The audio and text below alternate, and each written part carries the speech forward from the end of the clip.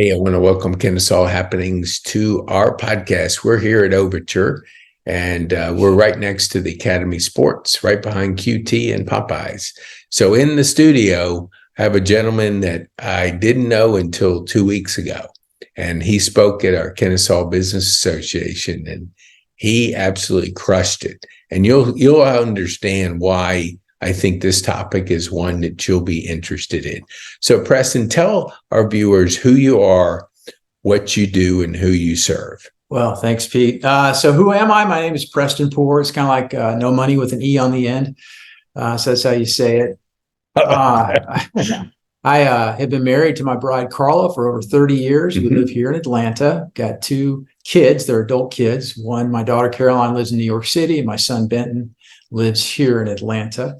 I recently retired from the Coca-Cola company about a year and a half ago, and I took early retirement, and I have this bent towards leadership development. So right now I'm currently developing a practice, if you will, coaching, speaking, and training. Well, you're by the being the recipient, listening to your talk at KBA. Recipient. There it is. I knew I was in the front table, and it was like I was geeking out because of what you shared with us that day. Mm-hmm. So for those listeners that weren't there, give us what you were covering that day so our viewers can, one, get an understanding of your leadership and what you're doing in the marketplace. Yeah, thanks. Yeah, it's this idea about connecting. Mm-hmm. I found that communication is really just sharing information, but connecting involves the empathy, just the overall connection with somebody else. That's how your message typically is heard, and somebody listens to you versus just spitting out information. And so this idea that really started, I actually am a John Maxwell team graduated too, alumni on all that. And John wrote a book, Everyone Communicates, Few Connect. And that had a big impact on my career, if you will. And even before I got into this training gig, Pete, I spent so much time in my career with customers and with employees and teams that it made me realize that everything wasn't necessarily transactional. I always was somebody that was focused on performance versus the people. I always thought that the Coca-Cola company, especially, and even in my time at Hershey Chocolate, I sold chocolate for a while too. Even in my time with Hershey, I always thought that if I performed well, then I would stand out from the crowd. And I found that probably wasn't the best path. And I found after going through some hard times, found that the best path was working with and through people. And the only way to do that is to connect with them on a heart level, if you will, get to know them, care about them, trust them, they trust you, those types of things. So that's a foundational topic that I talk about with leaders and just folks, whether they're small business owners, corporations, or whatnot. That's that fundamental human relations skill that I think that's often overlooked. And I love to remind people about it. And it's fun because when I was at the Kennesaw Business Association last week, just the kind of the light bulbs that went off for people, because I want to encourage them. While it's fundamental, it's often people just kind of look past it. And so that's why I was doing what I was doing. Yeah, we say common sense is not always common practice. And, behind every person is a relationship. And if you go on a date and ask that person to marry you on the first date, it's weird. That's right. And it's almost like some people, like you shared, are transactional. They're going for the sale before they have a relationship built.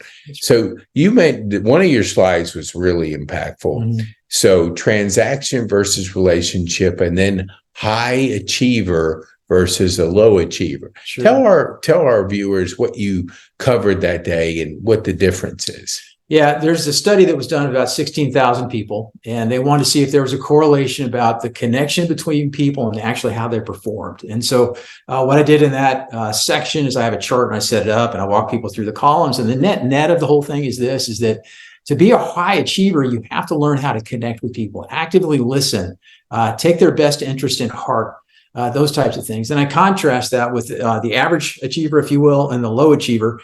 And often those low achievers you see suffering from maybe confidence issues, if you will, but they're more focused on how they might look up in terms of the organization instead of the peers around them and the folks that are working underneath them from a 360 perspective look.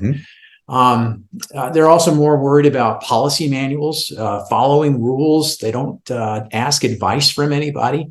But those high achievers, back in a contrast, that they do the opposite of all those things. And so the idea is that if you're going to be a high performer in an organization or with your customers, and perceived on a level of excellence from your customer's perspective, you're going to be connecting with other people and taking a genuine interest in them. That's a Dale Carnegie principle I learned a long time ago. And if it's genuine and it's real, it's not manipulative, you're not in there just doing it to persuade other people, it's done with a genuine heart, you can connect with them, and then things will go from there. Awesome. I love that. When I say the word collaboration, what would you share with our viewers? What you mean by that? What it means to you? Yeah.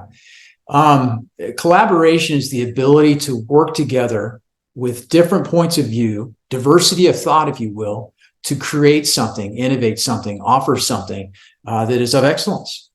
And many, many times in my career, I've had the opportunity to collaborate with other groups of people. And one thing, Pete, we touched on at the Kennesaw Business Association meeting was about the diversity of thought on how to connect with other people and the importance of valuing those different thoughts. And that's where I take that. At Coke, I learned that over those 20 years, is if you could bring in something that would make us think differently about a solution, a problem we were trying to solve, that's where you added value. I'll never forget, there was a VP, it was a mentor of mine at the Coca-Cola Company early on. He said, Preston, there's one thing that you owe the Coca-Cola Company while you're here. And I scratched my head and said, what is that? He said, it's your point of view. And so if I brought in my point of view, my experience, didn't mean that I was right, but I was willing to listen to other people and collaborate as we worked on the best solution for products and promotions or whatever he did. That was collaboration. We worked with others and solved problems together, made decisions together, led together, and really shaped and formed what we did at the company during that time. I love that. And, at the KBA, or the Kennesaw Business Association, you brought up a topic called mentoring or mentor. So what does that mean to you, and how did it impact your career as you were, developing? Yeah. So I've had a number of mentors in my life. And when I think about mentors, I think somebody that's willing to invest in a relationship with you, that has your best interest at heart. They are a sounding board, willing to offer advice on it. Now, I always stop there for a second. There's a difference between mentoring and coaching.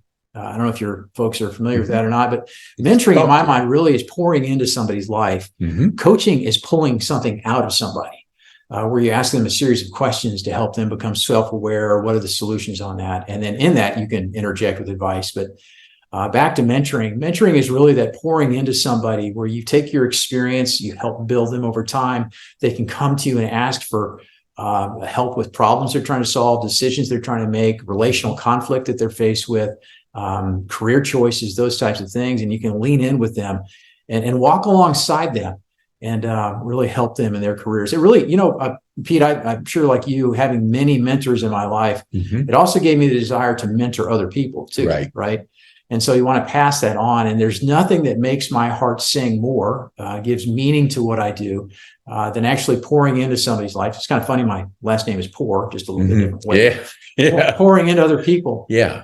That's really what makes my heart sing. And it makes this sense of meaning and purpose come to life for me.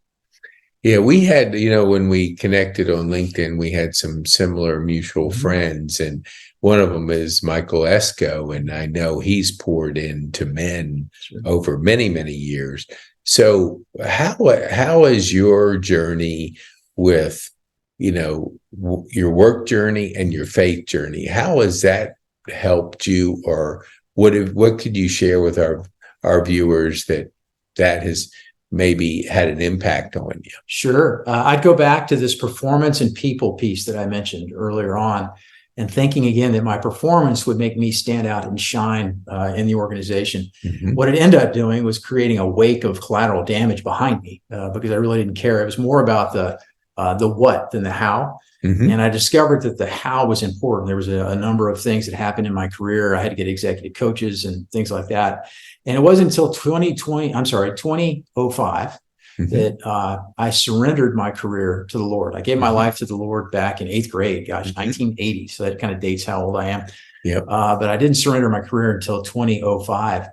And in that, some things happened. Then I got involved in a group called Christian Leadership Concepts, which you referenced, that Michael's part of and pours into the lives of other men, and had the opportunity to have some mentors come alongside me, like David Coney. I don't know if you know David or heard of David before, but he was in Knoxville, Tennessee, and he's an area director up there. And he walked alongside me, along with 12 other guys, for 2 years. We transferred then after that, a transformational program for me about how to live out your faith in the workplace, how to become a better husband, a dad, a son, if you will. Family was so important to me. And then after we got transferred here to Atlanta with the Coca-Cola Company, I raised my hand and said, hey, I want to co-facilitate one of those. And so it was neat to be able to take that I was poured into to give it back to a group of another 10, 12 guys. And what a wonderful experience. So much, Pete, that we still meet for breakfast. We started that group in 2013. We ended the official group in 2015.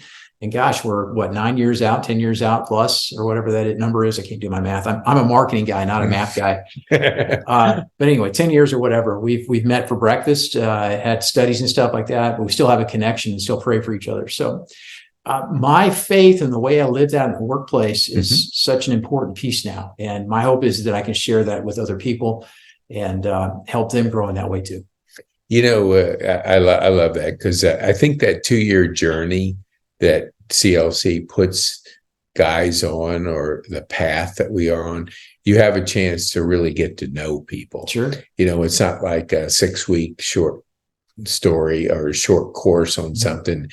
So tell our viewers out there that have never been involved in a men's group per se, what would you tell them if they're like dipping their toe into it? How could you encourage them to make that leap of faith, maybe to join something like CLC? Sure. CLC or any other type of men's group is important, right? It's I'm not saying so. No, I'm familiar with CLC, and I know. Yeah, I had somebody remind me that CLC is a wonderful solution, but it's not the only one that's out there. So I agree. I guess my mind goes back to a few things that hit me even before CLC. When I was living in Knoxville, Tennessee, I had a neighbor commit suicide, and a businessman, successful, but he was isolated, lonely, in despair. We didn't know that. And life's hard, isn't it? Absolutely. And I think as men, we like to trap it in the bottle, if you will, and not let it out. And when it does come out, it comes out in many different ways. It's like a shaken and Coke can when you pop it open, right? It sprays everywhere and all that. And I found that it's very helpful to be in community with other men that have the same desire, same hearts. Doesn't mean you're the same people. Again, I go back to the diversity thing. You're all coming from different backgrounds, but to walk through life together and to support each other, hold each other accountable, because life's not easy. In the group that I was here in Atlanta that I led, we saw one of my brothers that was in the group, his house burned down. We had to rally around him. We had one of my good friends in the class that I really appreciate, his son committed suicide during the program we had. So I know those are hard things. We also saw a lot of good things too, right? That happened and all that, and celebrated those things. But be able to come around each other, support, fortify, rally the wagons around somebody, and be part of that, all focused on our relationship with the Lord, and then Him working through us and in us to impact the community around us, makes a big difference. It absolutely does. When I've been in 3 or 4 different CLCs, and I think the second one I was in with Michael Esco, it was a particularly difficult time in my life. And that morning I didn't want to come. I didn't want to go. And I just I don't know who pushed me out the door, but somebody did. So I arrived 20 minutes late, and I just was candid with the group. I said, hey, I didn't even want to come. And they stopped at that moment. And they laid hands and prayed. Yeah. And so you say, well, what does that do? Well, I didn't journal regularly at the time. I journaled occasionally. So I can't say that day forward, but I'll tell you, it was the most powerful thing I've ever been a part of, to almost like the burden was like lifted in a weird way. And of course, things got better, and I journeyed out. And actually, Esco would say, "Okay, it's time we have another group. We're kind of at a size where there was too many." So he kind of pushed me out of the nest. Go lead one now. So yeah, you step out and those like, okay, I guess so. You just do that, and then other men are able to be, I guess, really develop those relationships and courage. Yeah. That journey as the head of the household is a tough one. Yeah. I mean, especially in our culture that doesn't always believe that the head of the household is the head of the household. So if you mix that thing up, weird things happen. So it's really important to like lock arms. I always said to people, remember the Marines that are going through that camp, or like they're no, I'm not saying you remember, but yeah. I remember they're sitting in the ocean and they've been on this week of boot camp, and they're locking arms and the waves are coming in. They've been doing this for all weekend long, but they're locked arms and they're together getting through this, because if you make it through boot camp of one of these Marine boot camps, you don't do it by yourself. No. You just have to really dig deep down and grab some things, because your body is worn out, your mind is worn out, everything's worn out. But I remember seeing that time they were holding something like a log or something, and they're just locked arms. And that's almost like in life with other journey. I know we do 12, and that's basically what we did too. You're locking arms with 12 people, and there's all kinds of different things going on. Sure. Like you said, a person losing a life, you lose a loved one. Mm-hmm. You just, life throws crazy things at us. What would you say?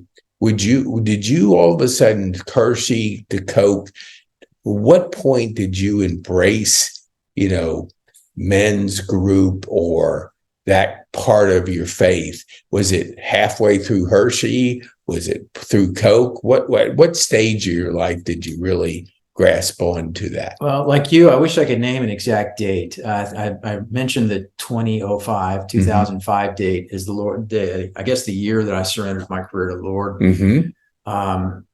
It's been a progressive journey for me. I've always been involved in some type of men's group or Bible study, but the difference between CLC and those was that CLC is highly relational. And it really helped me take the focus off of self. And one thing that I never understood, Pete, on this was that how I was always, they talk a lot about this, is about that the secular world and the spiritual world are not separate, like many people talk about, that they're combined. And so if you think about a Venn diagram, there's an overlap, right? That we have both on that. And so, but I always wanted to keep the two separate.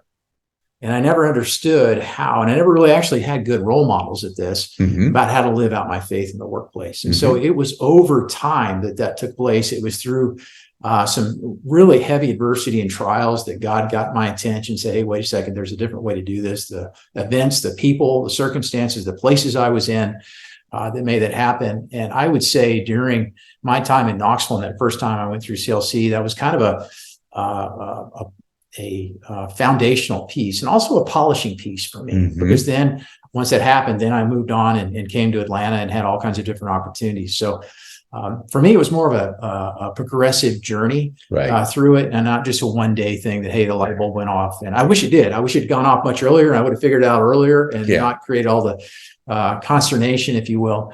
But I think on the other side of it, ended up in a very, very good place as I left the Coca-Cola company. It's fun. When I retired, I had and if you don't mind, I'll share this real quick. Yeah, absolutely. I was at a retirement party for my retirement, and this was July of 2022. And I had about 25 or 30 people around me, and they're all sharing a different thing about me and the career and their memory and all that. You know what the one constant thing was that I heard, the theme, is that they saw that what my faith meant to me. Now, they may not have been believers around, some of them, but they knew that was important, and that came through in the way that I treated them and wanted their development. Now, 10 years before that, they probably wouldn't have said that, but there was this transformation that happened in that. And to hear that was so affirming that, God, thank you. You've made a difference in my life, and through my life, you made a difference in those people around me. And I love that, because I've always believed, not early on, but through the course of my life, that when somebody leans into you and they said, "Hey, Preston, I've noticed the way you handle yourself. I noticed the way you operate. There's something different about you. What could you," and then they ask those questions. Yeah. They're kind of like curious to see, I say it like the peace that you operate under, because today it's crazy out there. Everybody's busy. They're running around, and it's hard sometimes to get your priorities where they need to be. What would you say when you ended your career and you retired from Coke? You're obviously not like 85 years old, ready to hit the rocking chair. Yeah. What was that like to say, like, I've got a new chapter? What were you thinking, and what is your plans? Yeah. So thank you for asking that question. As a matter of fact, I was actually at Chick-fil-A headquarters a couple of weeks ago. I had the chance to talk to some people about calling in life, and the journey that happens on all of that. When I got out, I thought I had all these great plans about speaking, training. I had an agent. I was going to write a book. I had all this free time to do all those things. But I often felt myself over that first year and a half, Pete, feeling like a tuning fork. You know what a tuning fork does? You hit it, you bang it on something, it shakes forever. I was just there's this sense of vibration that wouldn't settle down inside of me. And it's really interesting. I went to Israel last year. So this is before everything that happened in October last year. It was in March. And I had a chance actually to visit the Holy Land with Passion City Church. And we went into the Garden of Gethsemane, of all places. And that's where, if you know the story in the Bible, that's where Jesus actually surrenders his will before he goes to the cross. A very difficult time for him. And in that garden, I had this sense that, I've gotten out of Coca-Cola Company. I've retired, and nothing's gone like I thought it would. And I'm like, Lord, where are you?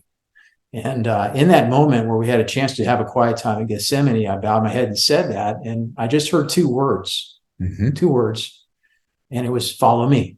Wow. And in that moment, it made me realize that was the most important thing for me, regardless of what I was going to do, speaking to other people, whether it was writing another book, the things that I had done in the past or my future endeavors weren't as important. It was just that call, that it's the general call and then a very personal call to me. And so I share that with your audience. I don't share that with everybody, but it was a very personal moment for me, and an opportunity for me to think about what was important and to say, okay, I throw my plans up in the air. I think God still gives us a brain. We have to think about plans and do all that, but it's more about how do I surrender and follow him? And that's kind of been the journey to where I am. So the honest answer to all this is I don't know where I'm headed next on it. But one thing I did learn, and today is an example of that. When I was at Chick-fil-A a couple of weeks ago, one of the things that Truett Cathy did is he took advantage of unexpected opportunities. Speaking to the KBA, the Kennesaw Business Association, that was an unexpected opportunity. A phone call or email from you was an unexpected opportunity. So I'm here and I'm having fun with it. So hope that answers your questions a little bit around the bush. No, it does, because, I think for guys in general, we're like the macho type. We have it all figured out. We're plowing forward. We're doing we're just going to crush it out there. But it's actually the exact opposite when you surrender, when you say, hey, look, there's something bigger than me, that it's not about self. And so what would you like, being that you've been through your journey, now you're like on to this next chapter and you're seeing what God has planned for you. How would you encourage the macho? I have to be because society teaches us as guys, we have to put on this conquer front, we're out there conquering. What would you say to the person that might not be in Gethsemane, but they're here in Atlanta? What would you encourage them with? So I think that the Lord gives us purpose and meaning and identity. We are created in his image, and we are most found when we are found in him. John Piper, who's a famous author, said that God is most pleased when we're most pleased in him.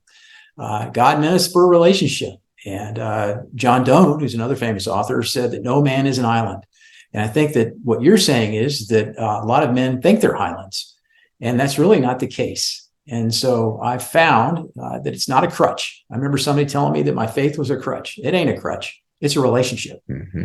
And I have found that I'm much stronger when I'm weak, and he can work in me. And that's when I surrender my heart to him. And that's my advice to you, is that if you're listening today and you are seeking something, you're struggling with despair, hopelessness, you might be in a tough situation with your family or with your job or whatever that is, there is hope. And hope is a person. And I'm thankful for him. Wow, that's nothing I can say on that one. But I want to bring it back because you brought a book, a gift. So I want to let our viewers know that. So this book, is it available on Amazon? Yes. Okay. Please don't judge a book by the cover. Look, he's modest, I'll tell you that. So if you would have been there at KBA and heard his talk, you would say, wow, because it's absolutely what everybody in business needs to grasp as early as possible, is that relationship, and that how do you develop a relationship. Mm-hmm. But now we'll go into it maybe at another time, but you told the story about, the Coca-Cola enterprise, and when you were, faced with connecting with the president of Coca-Cola Enterprise, and it was at Disney. So we'll save that one for later, sure, and you can bring back. But it really said one thing, how important it is to put yourself in the other person's shoes to really understand a person's journey. And if you take off self and you put it on somebody else, good things happen. I have one book that I didn't remember until you mentioned John Maxwell. And I don't remember the exact title, but it was about thinking. Mm. And it said like how to think. I've read about 20 of his books, but I think today, and I want you just to comment on it as we wind down, we're busy. Mm-hmm.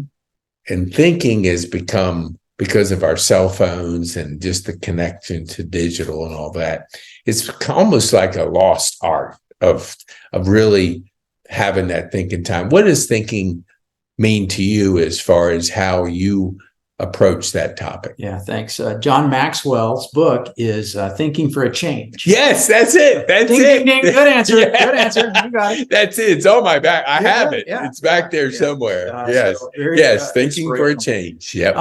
I read that book probably 15 years ago. It took maybe a day and a half to read it while I was in the summer by a pool. Right. Very, very impactful book. My dad is a college professor, and he went to Georgia Tech. And then he ended up getting his PhD from Caltech. Mm-hmm. So if you've ever seen the Big Bang Theory, it's those types of personalities, very smart on it. Yep.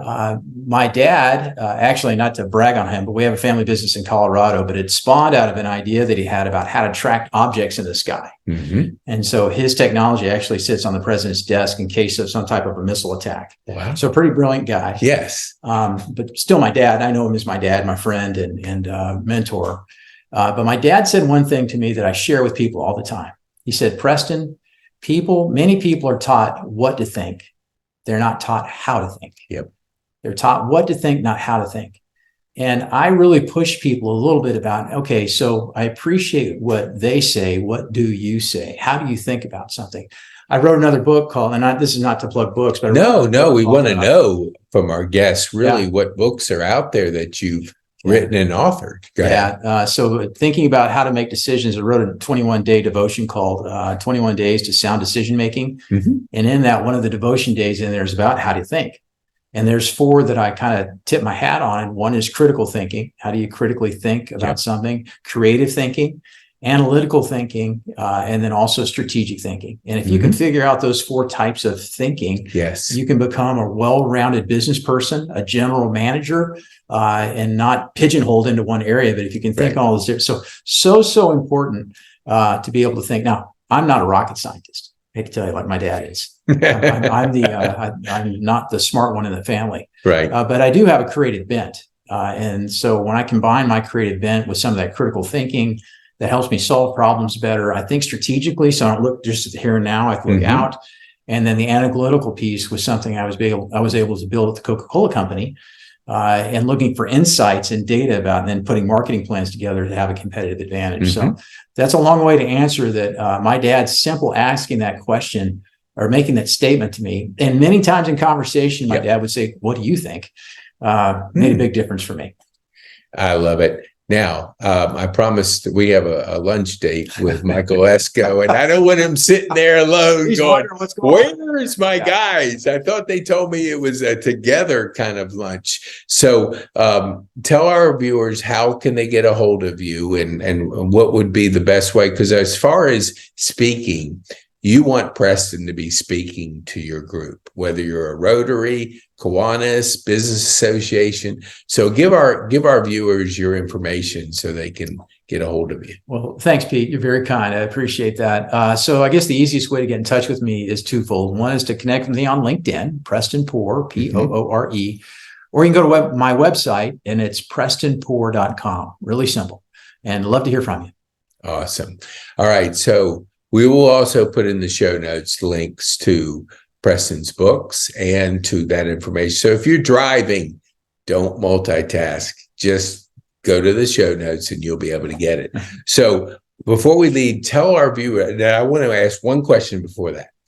You mentioned those 4 areas of thinking. Yeah. I would love for you to come back and dive deeper into that, because today I geek out on really how that iPhone, although it was a great invention, it's crippled our thinking, because we simply hit a GPS, don't think about where we're going, and it tells us where to go. We don't remember numbers because we just hit a button. So I'd like to dive. I know our viewers would love that whole topic of really getting back to thinking and not allowing the cell phone to think for us. So if you'll, I do this in public because then I put pressure on you to come back. That's a pretty weighty task. Oh, yeah.